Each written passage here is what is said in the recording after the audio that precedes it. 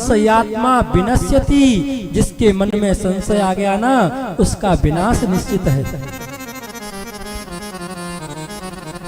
जब तक हमारे श्रद्धा रूपी पात्र में अगर सुंदर है वो, तभी तक हमें विश्वास हो सकता है। कब?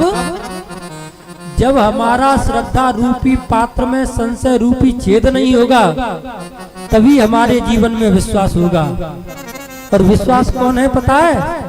जब रामायण का मानस का तुलसीदास जी ने सबसे पहला श्लोक लिखा तो क्या लिखा? भवानी शंकरौ वंदे श्रद्धा विश्वास रूपिणौ। भगवान शंकर स्वयं विश्वास हैं और मेरी माता पार्वती स्वयं श्रद्धा है।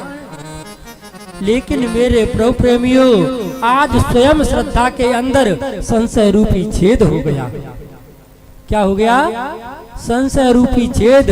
अब भले ही विश्वास साथ में रहे, अगर हमारे पात्र में संशय रूपी कितनी भी हमारी श्रद्धा अच्छी हो, अगर उसमें संशय रूपी छिद्र हो गया ना तो उसमें विश्वास टिक नहीं सकता है। आज यही गलती यहाँ पर माता सती ने कर दी। मेरे प्रभु प्रेमियों, आज यहाँ पर कई प्रकार से भगवान शंकर को अगस्त्य मुनि ने कथाएं सुनाई हैं, लेकिन भगवान शंकर ने तो सुनी और माता सती ने उन कथाओं को नहीं सुना। क्यों? कि जब तक हमसे उपदेश देने वाले के प्रति हमारी श्रद्धा नहीं होगी, हमारा भाव नहीं होगा, तब तक उसका उपदेश हमारे लिए हितकर नहीं हो सकता है।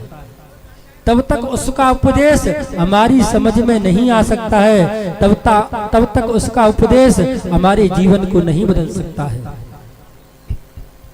मेरे प्रभु प्रेमियों, आज जब भगवान शंकर वहां से वापस लौट करके आते हैं तो क्या कहा?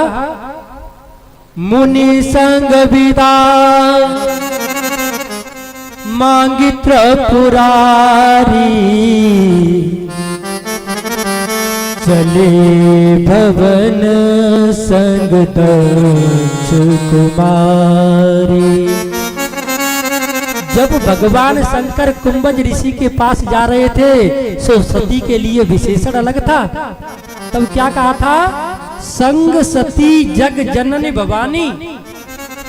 और जैसे ही आज उस श्रद्धा रूपी पात्र में संशय रूपी क्षेत्र हुआ है ना, तो तुरंत विशेषण खत्म। और क्या कह दिया? संग दक्ष कुमारी। ना तो वो भवानी रही है, ना तो वो भवानी रही और ना ही वह सभी के पूजनी रही। कौन रह गई? केवल दक्ष कुमारी, दक्ष की पुत्री रह गई। उसी प्रकार से अगर हमने कोई काम किया और उसमें हमारे काम में संशय रूपी छिद्र हो गया ना, तो वह काम हमारा सार्थक नहीं हो सकता है।